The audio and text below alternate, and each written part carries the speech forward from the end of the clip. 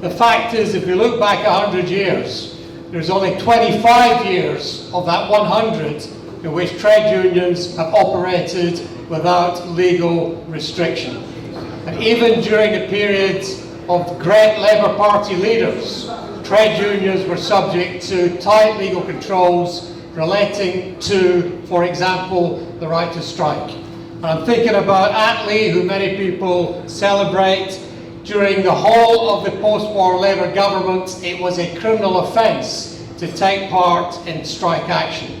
And during that period, gas workers were prosecuted and eventually they were sentenced to imprisonment initially, but they were eventually fined instead.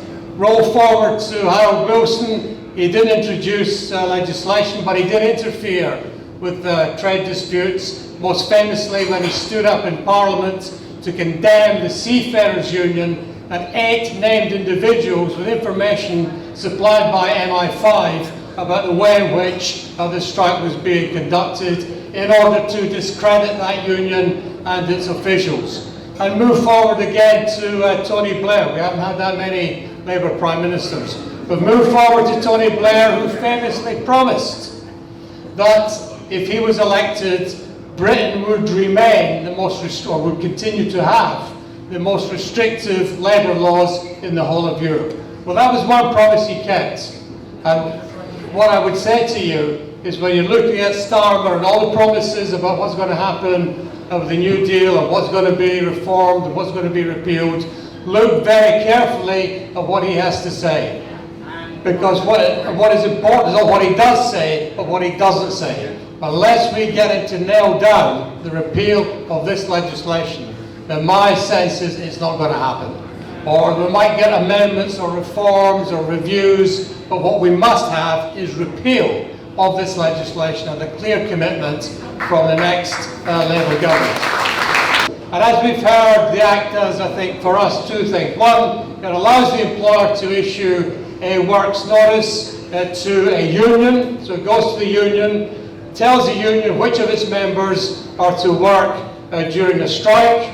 The union has then to take all reasonable steps to ensure that these people who've been notified to the union actually continue to work during the strike, that they don't strike.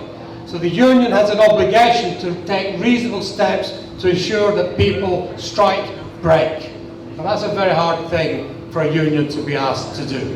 And as Neil has said, that duty has been set out with greater clarity in a code of practice, a draft code of practice which the government published, I think, last week.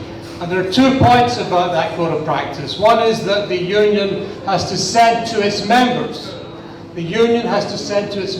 who are in the works notice, a letter which tells them they are under a duty to work. And the union must also take steps to encourage these people to go to work. So again, reinforcing the sense that the union is to act as a strike breaker in the conduct of its own strike. And then when we move forward to the picket line, we find that picket supervisors are to be encouraged to ensure that members of the union who are subject to a work notice are allowed free passage and in fact actually go to work. So a picket supervisor as well as a union under a duty to encourage people to go to work. The question which has not been explored by the government is what happens if these duties are not complied with.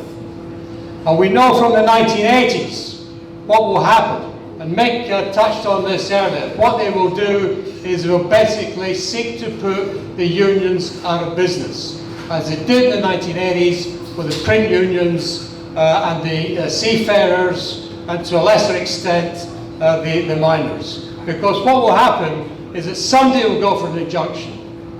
And it may well be that the union doesn't comply with the injunction. If the union doesn't comply with the injunction, then the union will be in contempt of court and somebody will go back to the court seeking a fine for the contempt. The fine might not be paid, in which case somebody will go back again to sequester the asset. You thought authoritarianism was hard, sequestration is even harder. They will go back to sequester the assets of the union. And if that doesn't work, they will move to remove the union officials as trustees of the union and put in state-appointed receivers to run the union. Now that is a risk. So basically what this legislation is doing is imposing on unions obligations which they cannot comply with, and underpinning these obligations with coercive sanctions, which, as Mick says, will seek to put the unions out of business. Now that is not a restriction on the right to strike of the kind that we've seen since 1980, since Tebbit's law, since Thatcher was Prime Minister. This is not a restriction. This is an attempt to ban the right to strike in these so-called public services. And for that reason, I agree with Mick that it has to be resisted. The question is, how are we best able to resist these measures in a way that's going to protect the funds and the organisations of the unions, which will now be at risk. And I agree too that political action may be a solution, but it's going to take too long to get a political solution to this problem. Legal action may be a solution, but legal action is going to take too long to resolve this problem. But in the meantime, this legislation is going to continue to operate. So what we do need are smart and creative ways to avoid and to resist the legislation, to ensure that the freedom of workers, the freedom of trade unions continue to operate in this country. What we are going to do as the RMT, we're going to take a stance of non-compliance. And that's where we've got to start from, and we'll be saying this on the rostrum tomorrow.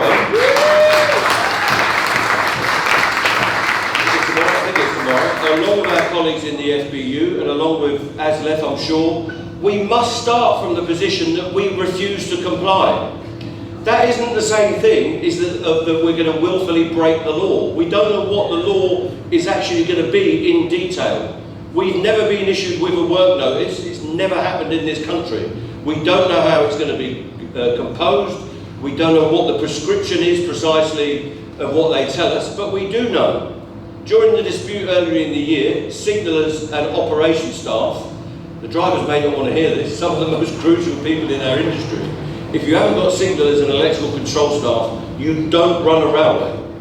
And the only way to run a railway, even under a minimum service arrangement, whether they say it's 20%, 40%, 50%, 60% of the timetable or the service, is to have 100% of signallers and electrical control operators at their places, in all the signal boxes, all those control rooms around the country. That is a complete ban on the right to strike for certain grades of workers. And that will be the same in other essential industries. So it's not with the electricity distribution boards, it's not with the gas distribution networks, it's not with telecoms networks, etc. But you can guarantee, if we don't get rid of this government, it will be with all those groups of workers very quickly and very soon. So everybody who's important to the infrastructure of this country, to emergency services, whatever you want to describe, will be banned. Food people that make food, people in distribution of food, people in distribution, truck drivers and others, in energy and oil and gas and all the rest of it, they will all be banned in short order. You can guarantee that. They didn't stop in '82 under Tebbit's laws. We've had successions of more and more prohibitive and repressive laws. So this movement must start from this simple position. Our stance coming out of this Congress this week, tomorrow afternoon, is that we refuse to comply. Because the other way, meek compliance, right, and you're going to get this argument, meek compliance from some of the unions who think this doesn't affect them, is the road to oblivion for this movement, in my opinion. It's the road to oblivion for particular unions, and it's the road to oblivion for our movement. If we cow and bow in the face of these repressive laws, we're left without an argument. Now, what we can deliver is something we'll have to find out. And I don't make blind promises or posturing gestures about this. We will have to do the things that protect our members in the workplace. And one of the most worrying things about these regulations that we've seen is that our picket supervisors, rank and file members, ordinary men and women, they're going to have all of these responsibilities put on them. So one of the things we have to do is maybe not picket in the traditional sense. Mass mobilisations of our trades councils, sympathetic supporters and all the rest of it. We may not picket in the traditional sense. We may not put strike action on in the way that we've been describing it, stop work at 001 until a prescribed time. We may have to have disruptive strikes that are harder for them to deal with, harder for them to prescribe who has to go to work and who will be allowed not to go to work during their own action. So the main thing from this meeting, and the main thing the rank and file of our movement has to say, is that we refuse to comply. We refuse to be meek in the face of these attacks. And we will stand up for our members, but for our place in the history of our movement. Our people back in the Toll Puddle Martyrs, we don't celebrate their meek compliance, we celebrate their resistance. In 1926, we don't celebrate the meekness of the defeat, we celebrate the defiance of the miners and others that stood up against oppression and against hatred from the ruling class. That's got to be our position. I've got to sum up, I've got a pint, and I'm going to drink it. That's got to be our position. No trade union should be asked to tell somebody that you're on a list and I'm going to have to tell you, you will lose your employment unless you go to work. No trade union should ever be forced to tell anybody, if you've got a righteous, elected, democratic dispute, that you cannot stand with each other.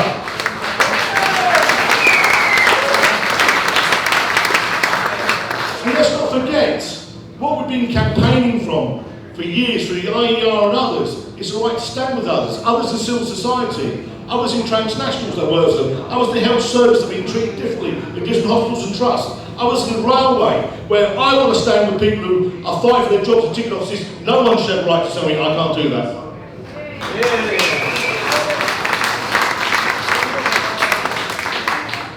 Now, I would preach revolution, man coming tomorrow, and I was a lot younger than I used to. But quite simply, we have an opportunity. It ain't the most brilliant opportunity in the world. We've got an election coming, whether it be next May or next autumn, and whatever your politics might be, these people for the last 12 years who shat and defecated on working people for the 1% need to go.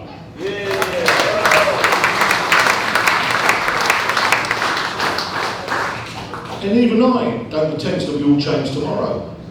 But the advice that John and Keith have given to the party, the advice that John and Keith have given to the Labour movement, because Sarah asked me to talk about it, will give us rights to organise from day one. Will give us rights to take away minimum service levels. Will give us the rights to change. It doesn't get sectoral bargaining from day one. It doesn't quite do what all the things we want to do for the single states of work from day one. But these are the building blocks of undoing 40 years of damage. We are the people that will decide what we want. We are the people who decide the policies for our children and our grandchildren for future generations. We are currently the only generation that will leave the generation before us worse off than ever before. We are the only generation, we've got 14 million people outside term time that can't feed themselves. We've got 1.5 million people in pure destitution, yet the 1% get richer. And I keep hearing these things when they slate us in the Daily Mail and the Sun and the Express and elsewhere. And they talk about inflation being driven by wages. Well, let's look at that. There is no inflation driven by wages, but can't get a bloody pay rise. There's no inflation being driven by wages, but can't get above an RPI pay rise. But there is a fact that the top 350 companies in the UK on the FTSE have made 80% profits. I don't imagine they increased their workers' rates of pay or pensions by 8%. I don't imagine they've done anything to help anybody other than themselves. Right, look at the last two budgets. Let's look at what they've done. The first one, because it helped us all out, didn't it really? The poor old bankers that you bailed out, helped out, and kept them going. Their bonuses were capped at £250,000 a year. In the budget before last, they doubled that. So they allowed a bonus now of £500 a year.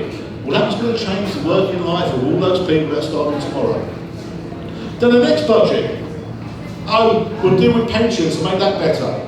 There's not one person in this room that wouldn't have to work 400 years to get a benefit if they're lucky enough to be in the DB scheme.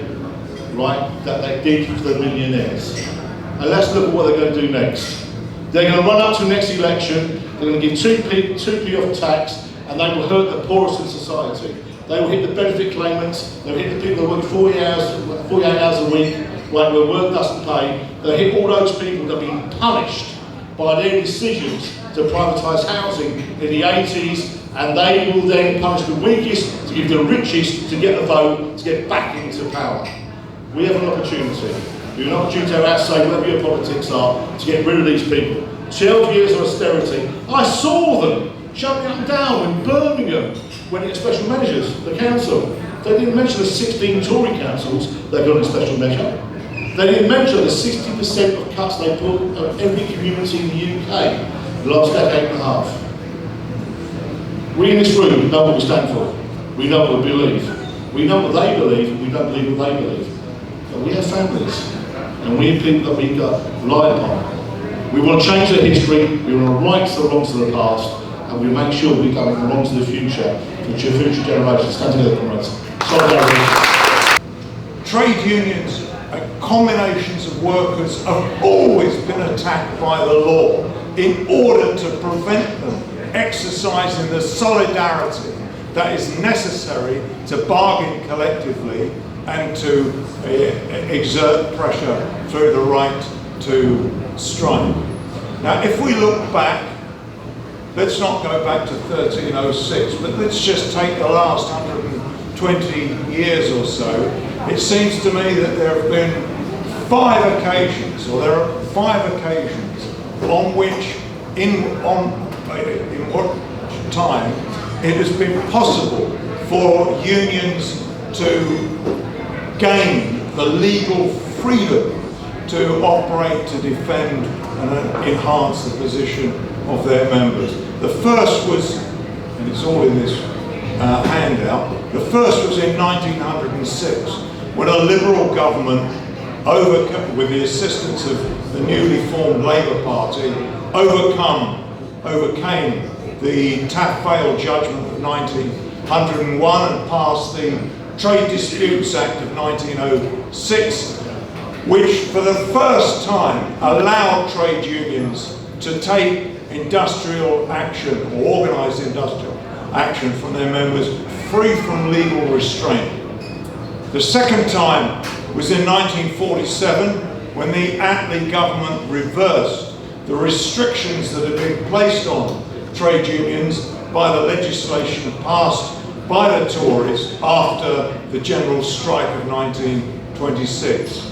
The third time was under the Wilson governments in 1974 and 1976, when the Labour government took the opportunity to reverse the restrictions which had been imposed on unions by the courts in the 1960s and reverse the Industrial Relations Act of 1971. The fourth occasion was 1997, when Tony Blair came to power, and we all know that nothing was done to restore trade union freedoms after the 5 separate pieces of legislation that had been passed under the Thatcher and Major governments, which imposed the restrictions on trade unions which they wrestle with today. Comrades, tomorrow in the TUC is the 5th, and in my lifetime, the final opportunity for trade unions to say to the Labour Party, we must change the law. We must repeal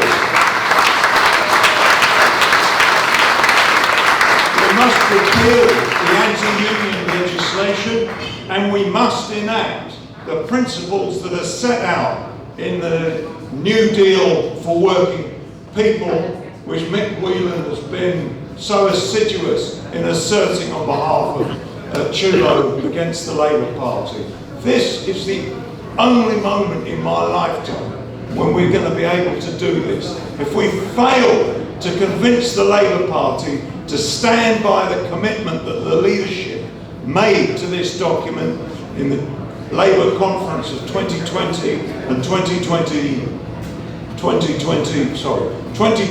and 2022, if we fail this time, we will not get a reversal, and we will not have the laws which give the freedom to trade unions in order to do their job and protect the condition of the lives of the working class. And the consequence is, as Lydia has described, and as we all know, massive inequality, intense poverty, growing hopelessness, despair, problems with mental health and so on.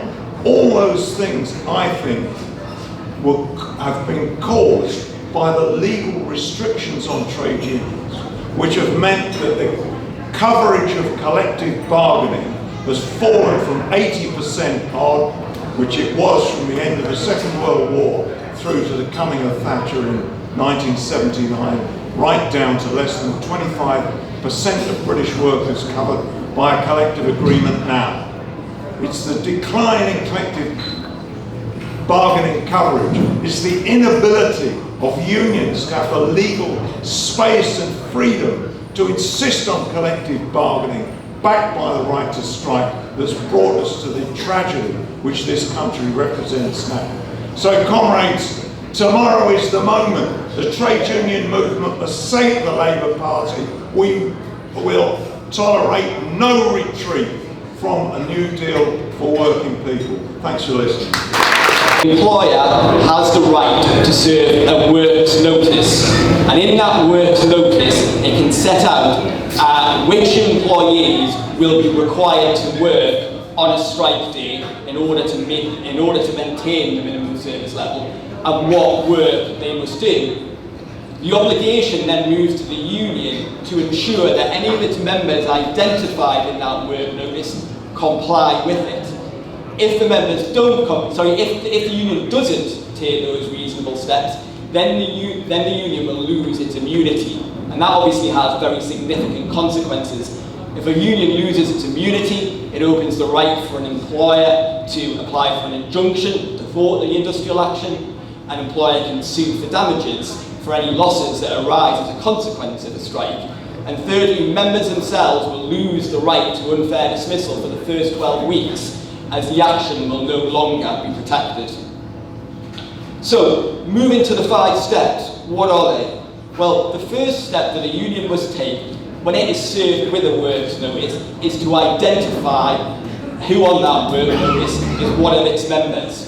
So the works notice will typically be served 7 days before the strike action commences, and a union will be under an obligation to read the names on the list and work out which of the names relate to its members.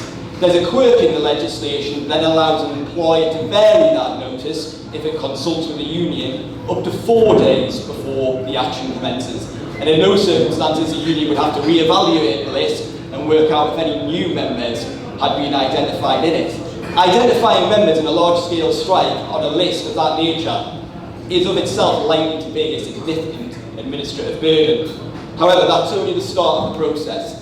Once the union knows which of its members have been identified in the work notice, what the code says is each of those members needs to receive a compliance notice. And what that compliance notice needs to state is the date of the strike, the fact that the member has been identified as someone in the works notice who is required to work, and that they will receive a letter, or that they should receive a letter from the employer informing them of this.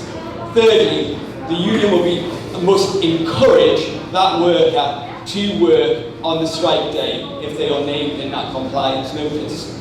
Fourthly, they must tell the member to disregard any other communications they see from the union encouraging striking workers to take industrial action as they have been named in the work notice. Finally, the letter must state that the picket supervisor will use its reasonable endeavours to ensure that member is not picketed out if the member shows the letter he or she has received from the union informing them that they must comply with the works notice. So that's step 2. We then move to step 3. Step 3 is a requirement then for the union to communicate with all its members who it intends to induce to take industrial action, to tell all of its members that some union members have been identified in a works notice, that they will be required to work on a strike day as a consequence of being identified in that work notice, and that they will lose their protection from unfair dismissal if they do not do so.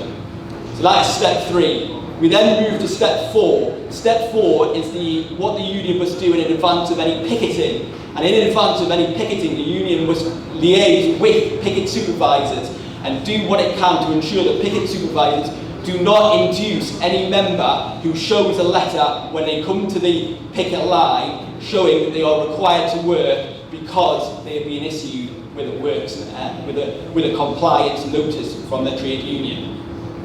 The final step is what is called assurance, and effectively the final step says that the union should not do anything that could be deemed as an encouragement to persuade any worker named on a work notice to take strike action. So that's the code. What do we think about the code? What conclusions can we draw from that? I think it's fairly self-evident. I mean, this essentially is a full assault on workers' rights. It maps out a procedure for a union to have to encourage its own members, people who have never crossed picket lines in their entire working lives, to now have to do so. What will it achieve? I mean, it is certain to sow industrial tensions, increase workplace disputes, escalate workplace disputes. It's about union busting, nothing more than that.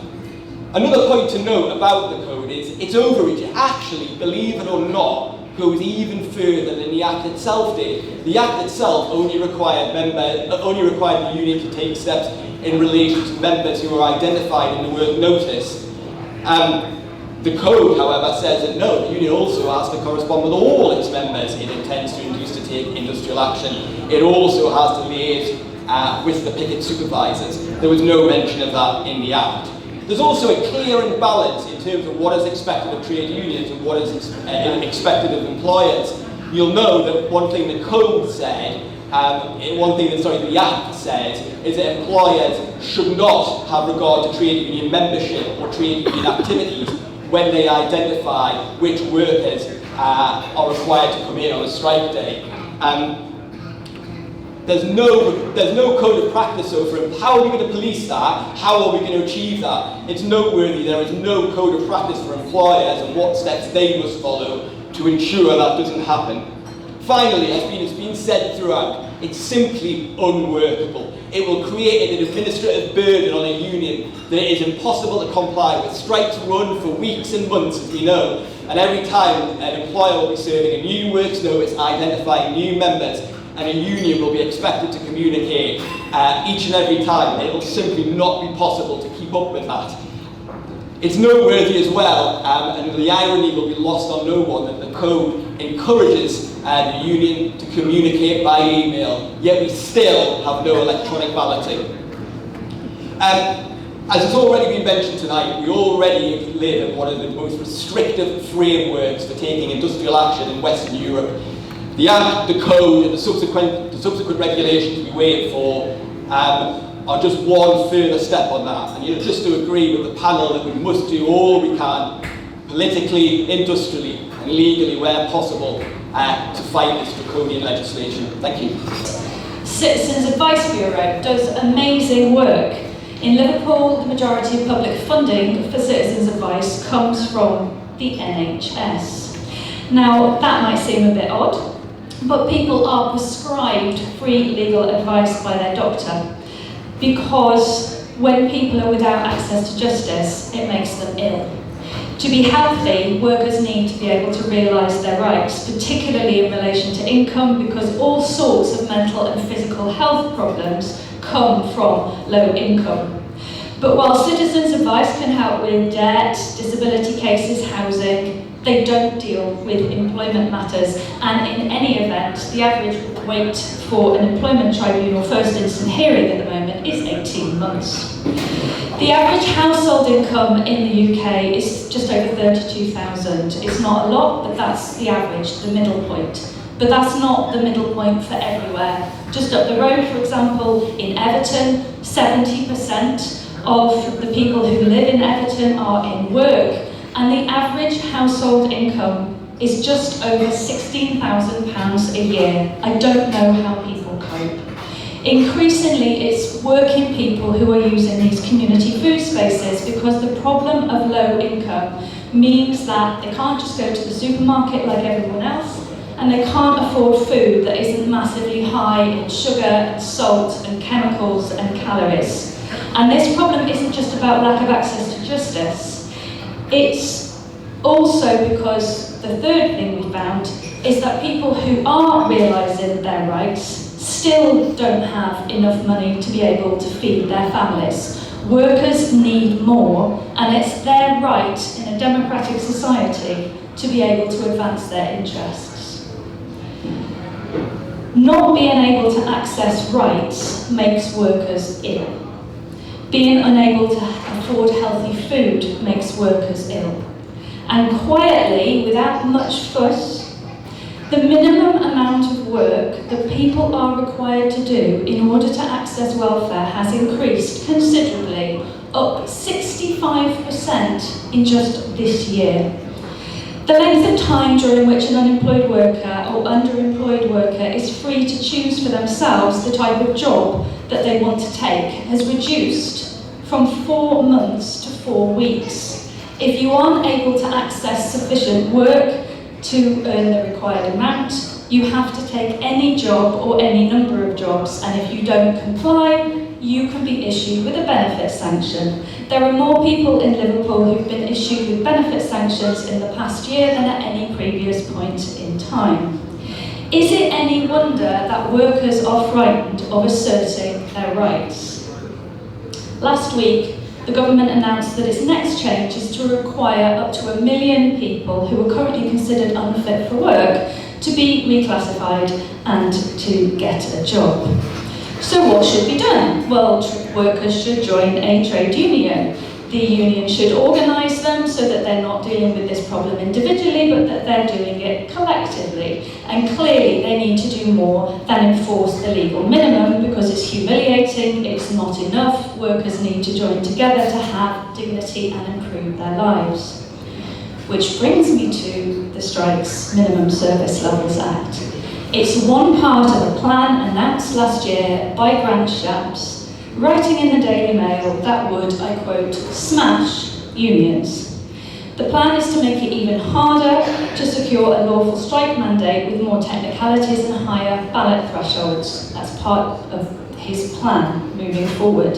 Part of his plan is to give employers more time to undermine the effects of strikes by requiring unions to give even longer notice that a strike is going to take place. It sounds, his plan, like an intemperate and illogical rant, but 3 of the matters on his list from last year have already become law. First, enabling employers to use agency workers specifically to break a strike. Now, I note the quashing of the agency strike breakers law, yet that was to do with the way the law was created, not the content of the law that offended the High Court. 2, increasing the level of fines on trade unions for strikes that are found to be unlawful, now up to £1 million. 3, the Minimum Service Levels Act. The effect is to force workers to work when they've lawfully decided that they need to take strike action. The effect is to force unions to make their members go to work. Across all those sectors that we've talked about, union will be required to compel strikers to scab. And even if one named union member doesn't comply with a work notice, and if her union hasn't taken those reasonable steps to ensure that she complies, the whole strike becomes unlawful and the union can be massively fined. I think it would be a good starting point for every politician in Westminster to treat our children like their children have treated. I think that's something that we should all be demanding.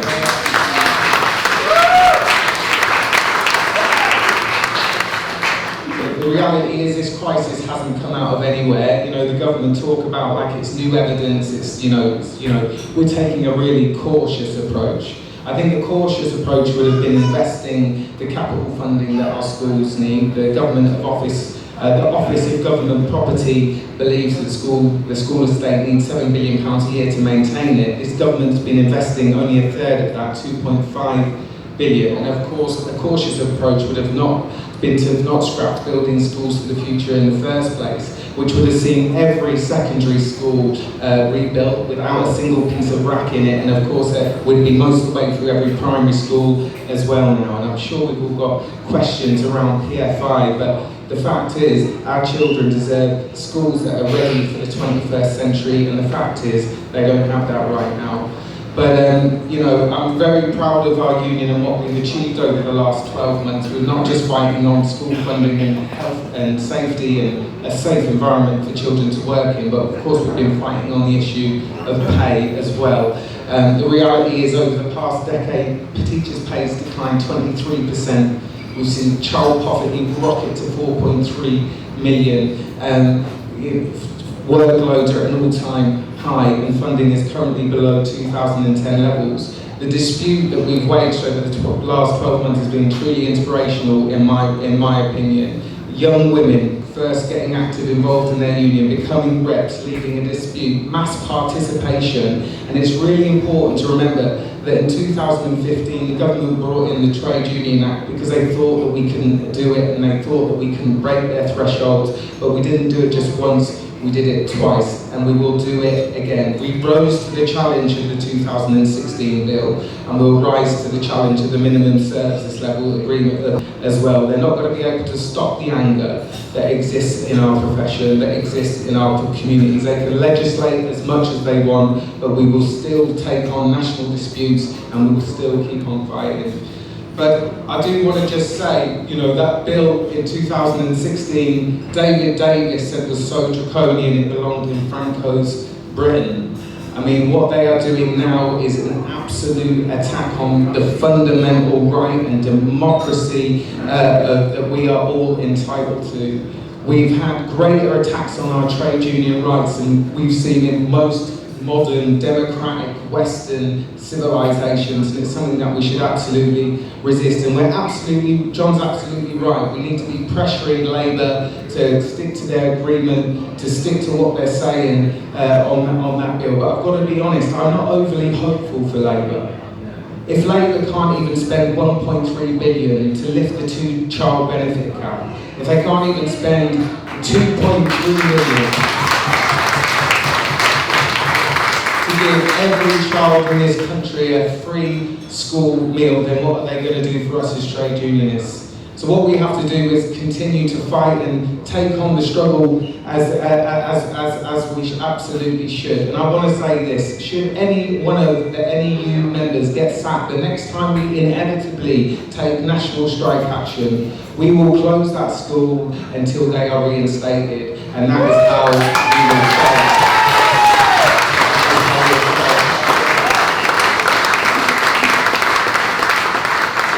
Is how we will fight this bill. But, you know, we absolutely need to be pressuring the TUC around this issue, ensuring that we have an adequate campaign, that there is a congress, that there's demonstrations, people rally on the streets, fighting for their basic democratic freedoms.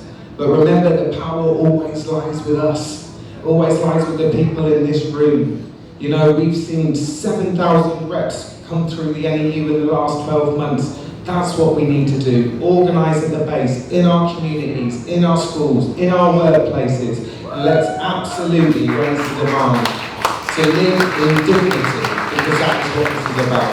And that's all I've got to say. I'm looking forward to getting a drink now. Thank you very much. Put in simple terms, the legislation reduces the right to strike to a vanishing point. And let's face it, that is the real aim of this Tory legislation. The Tories spuriously attempt to defend the indefensible by claiming that the legislation is being brought in for the benefit of the public, to protect vital services by stipulating minimum service levels. But comrades, we know all too well that the real reason behind this legislation was not to provide a minimum service level in the named sectors. How do we know this? because one of the services they targeted was the ambulance service, and that tells you all you need to know. In November 2022, they actually used the health service as an example of a sector that didn't need a minimum service level in their own memorandum. Believe it or not, they even quoted the Unison Handbook as evidence. So what changed? Well, the answer to that is the health service balloted for trade union action, as you all know. And Grant Shapps, the minister who introduced this all-new strikes bill, got up and attacked ambulance workers.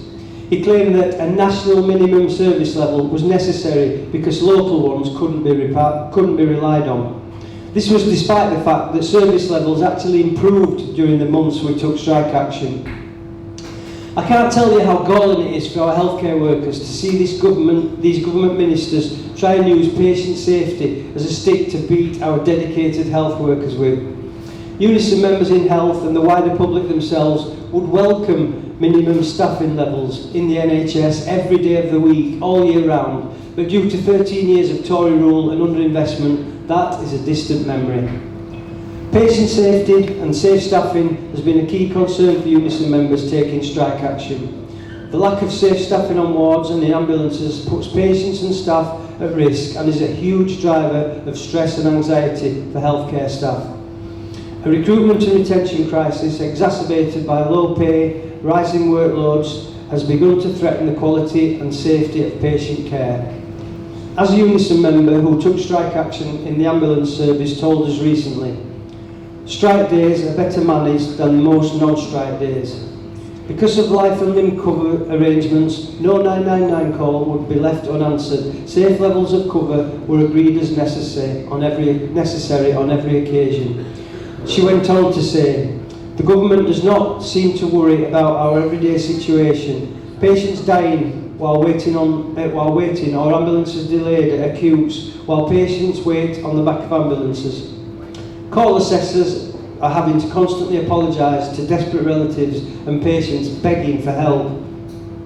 If the government thinks that this will stop trade unions taking strike action, they will soon have a rendezvous with reality. They thought the Trade Union Act would break strike action. We warned them it would make strikes more intractable and heated. We will find a way. When we face a challenge, we will meet it. There is a motion at Congress this week which outlines the trade union response to this new act. We will mobilise together against it. We will organise and out-action this shameless Tory government. And lastly, when the long-awaited general elections come next year, we will ensure that this act is repealed by the next Labour government. Thank you. They are draconian measures, and we believe that because they are harsh and severe, and together they represent a removal of our rights whilst increasing government powers. So these two other pieces of legislation are the Public Order Act, which came into power in May, and the anti-boycott bill, which is currently going through Parliament as a committee stage. The full name of that bill is actually the Economic Activity of Public Bodies Bill. But altogether, they are laws that attack our rights to strike, our rights to protest, and our rights to campaign through calling for boycotts and divesting. So the Strikes Act, which I think we're probably most familiar with here, has been referred to in one legal journal as an authoritarian crucible because it features the stifling of dissent, direct state coercion, and the pretense of social order to justify them, which are all considered to be key authoritarian markers, that word again. But all three pieces of legislation have those same authoritarian markers because they all share that executive overreach, and they all share the coercion through the threat of severe sanctions and criminalisation of behaviour and activities that a couple of years ago we wouldn't consider criminal at all. And they're a suite of laws all together with a common aim of arming the government with virtually unrestrained power to restrict industrial action, clamp down on dissent, punish those who disagree with government decisions and who would seek to hold them to account, and provide a chilling environment for any rightful protest, peaceful protest, but also now with the anti-boycott bill, undermine otherwise representative decisions of how public money, our money, is invested and spent. They are cynical pieces of legislation, and that's why we feel at War on Want we wanted to focus on all three, to expose that intent, to expose that pattern, and the subsequent erosion of rights that they're all going to bring. So I'm just going to briefly go on to the anti-boycott bill now, but before I do, I wanted to, is it okay, to give a shout out to our partner Anton Marcus, who's the General Secretary of our partner trade union supporting garment workers, and he's at the front line of also trying to fight for trade union rights where authoritarian measures have been brought in, and I just wanted to welcome him because if you get a chance to speak to him, he's at the front line of this as well.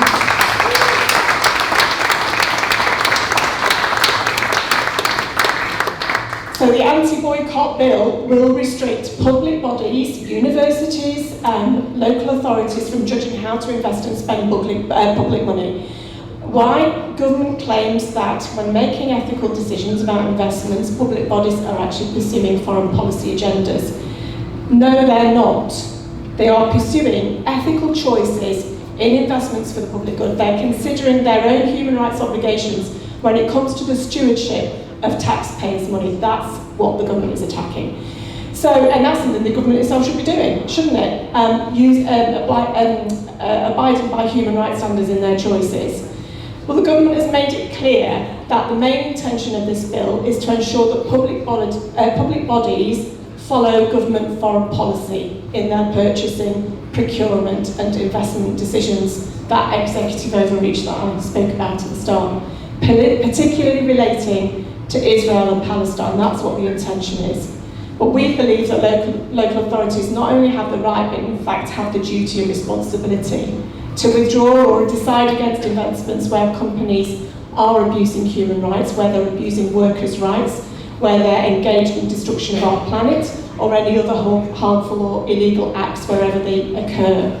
And if this bill becomes law, it will prevent public bodies from being able to do that. It will prevent them from making decisions to withdraw from companies that are complicit in the violation of human rights. If you want to know a little bit about it, Human Rights Watch has catalogued a whole list of ways in which this could have an impact on their website.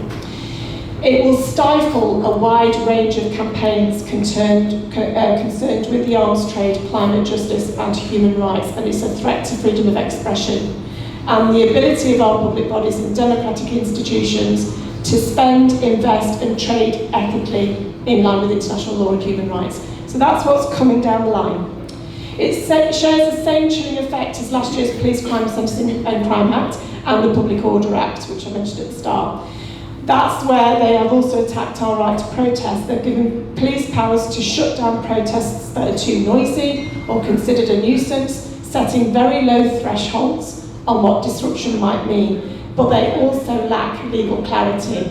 So it's a bit of a mess if you're looking at how you actually try and operate then within this environment. They've increased and extended the use of stop and search powers, and we know how dangerous they have been, and also introducing new powers to ban people from attending protest.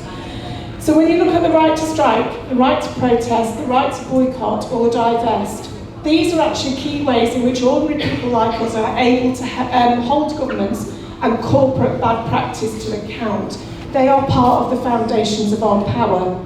They are part of the foundations of our power in union, in movement together. And these restrictions have been brought in an 18-month window. There are so many criticisms of government inaction on so many issues, but when it comes to slashing our rights, they brought all of these pieces of legislation together in an 18-month window. So what do we do? Well, I think these laws are actually about an attempt to undermine our solidarity and our unity. There's a bigger pattern going on. And they're there to compromise how we can use our power to push for change for people. And they're there to try and scare us. So I think we have to answer back through solidarity and unity. We need to claim our rights to protest. It's not illegal yet. So we need to make sure that we are raising our voices and resist and push for change. And we need to do that together. We need to campaign together to repeal these measures, unions and civil society organisations, to repeal the ones that are already in law and put our efforts into fighting the anti-boycott bill, which is still going through. So I'm going to show you a video which will give you some more information, but if you do want any more info about our work in this area, please just look at our website or come and chat to me after. We'd be happy to talk to you. Thank you very much.